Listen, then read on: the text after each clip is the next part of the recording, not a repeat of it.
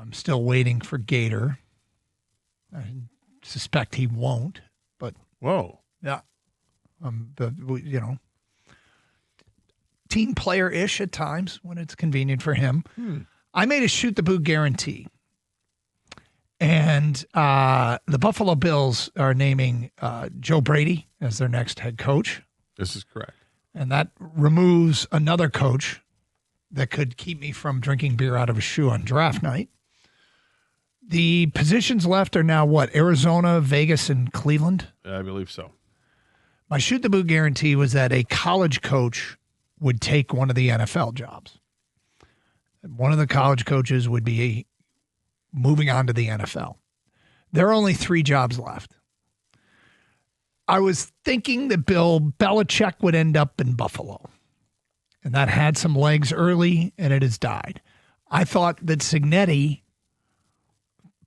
and specifically I thought Pittsburgh would go after Cignetti. He's a Yinzer himself, and I thought that would be too much for him to say no.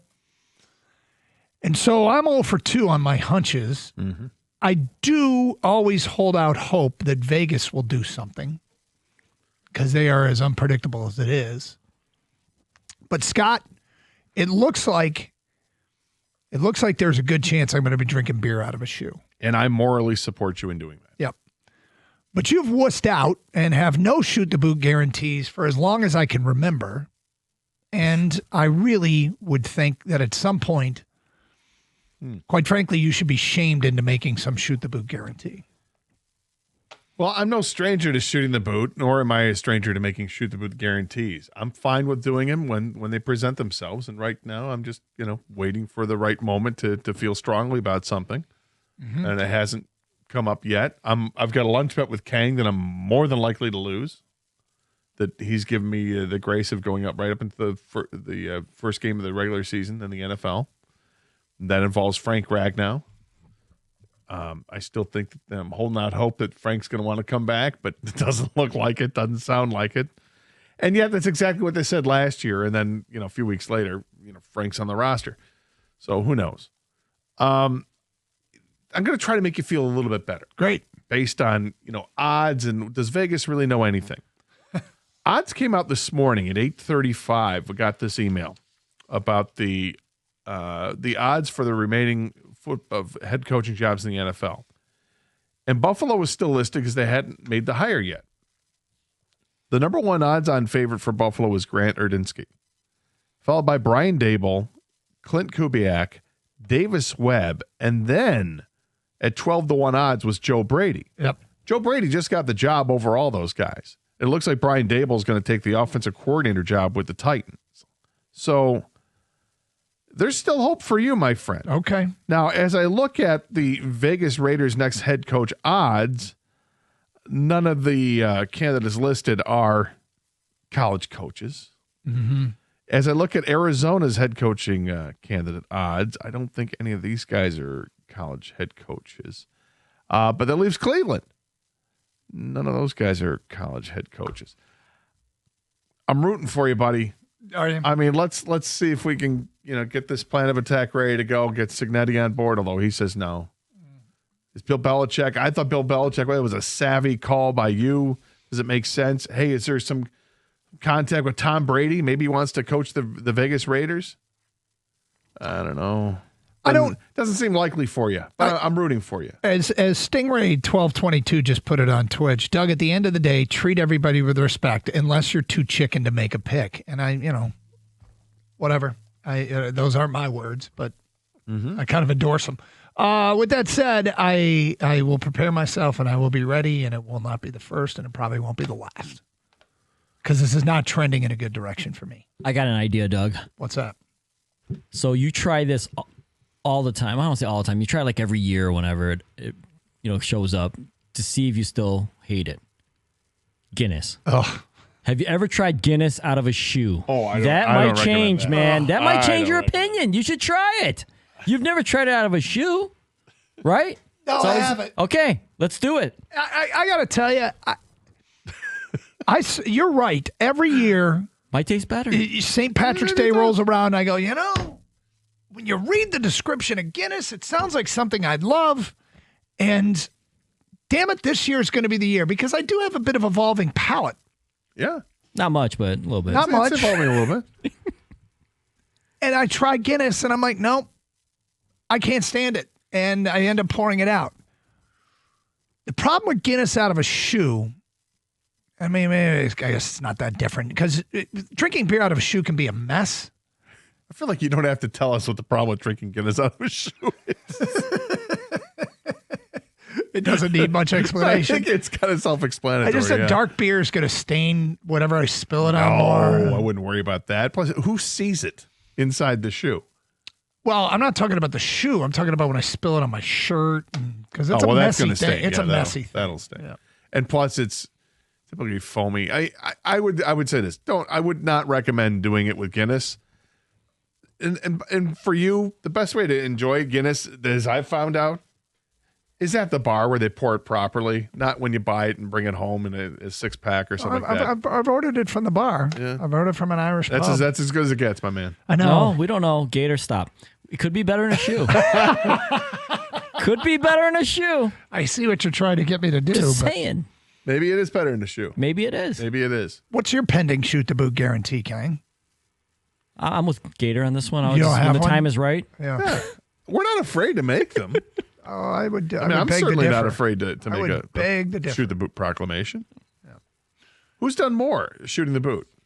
I've done 2, so I don't know how many you've done. Done at least 2. Have you? It might just be 2 though. Kang, you've never done it, have you? Yeah, because I'm right when I make them. This guy. That's the point, guys. You don't want to be drinking No, out that's of a shoe. true. You want it to. It's sort of like a one that you're pretty confident in, but it's a Yeah. little bold. Yes. Whatever. It looks like a. Well, still hope. Still hope. By the way, your boy Schwartz. Jim Schwartz? Yeah, is he gonna be the coach in Cleveland? I mean, Gator loves Jim Schwartz, not as the football coach of the Lions, as a dude. there was a report last night that there's been some movement in the negotiations there. And as I looked this morning, for the Cleveland Browns' next head coach, Jim Schwartz is the leader. Minus 350 to become the next head coach. So those are pretty good odds. Wow. Nate Scheelhaus is second at plus 175. God, Those what is it numbers with were old like flipped the Big other Ten day. quarterbacks. Scheelhaus was at Illinois. Kafka's coming here to be an offensive assistant. He was at Northwestern. All right, I said we preview Michigan State and Rutgers and Michigan and Nebraska. Spartans have this Rutgers team has historically at times been a pain in the butt. I don't know if this team is going to be that for MSU tonight. Spartans are playing exceptionally well right now. Rutgers is not. Is there much of a threat with Rutgers? No, I don't think there's much of a threat with Rutgers, but the thing Michigan State is going to use this game for is experience when you think about having to travel in the tournament. Mm-hmm. Michigan State just came back from the left coast, and now they're going to go out to the right coast. So there's that. Obviously, Michigan State does want to look ahead to the matchup they have on Friday night against Michigan. I don't think that they will look ahead to that. They're coming off a game where they absolutely, positively demolished Maryland. And they smoked them in the first half, and they didn't let up in the second half. It was a 91-48 game. They're playing really well right now, and they're clicking along, and they play really good defensively. And this is a team that just knows how to bring it. I don't suspect Rutgers is going to present much of an issue, but what matters is just getting out of it healthy and ready to go against Michigan, because that's going to be a battle on Friday night. Nebraska's in Ann Arbor. Nebraska undefeated at 20-0. They lead the league in 3-point shooting. They have the Sanford kid that was at Iowa. His little brother was at Iowa. He's transferred to Nebraska, and he leads the Big Ten in 3-pointers per game, and he's over 40%. So that's a team that you have to guard the perimeter. They move the basketball. They get a lot of open looks. They got Fred Hoiberg as their coach, and his son runs the show for them. Coach's son, coach on the floor. All the cliches apply.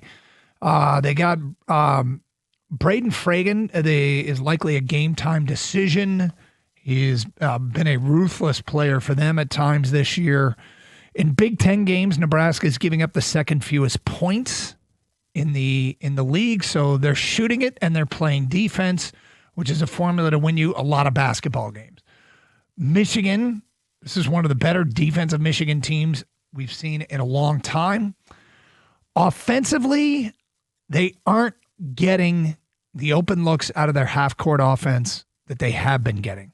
When they are at their best, their defense leads to breakout fast break buckets, picking up the pace. And I think they're going to try and speed up Nebraska tonight.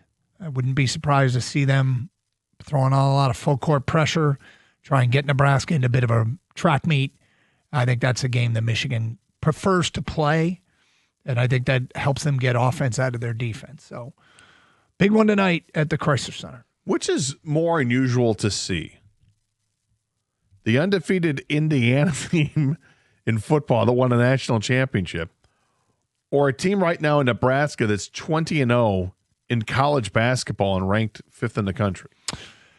Yeah, both really unusual to see, and it makes me wonder, would those fan bases, would they trade?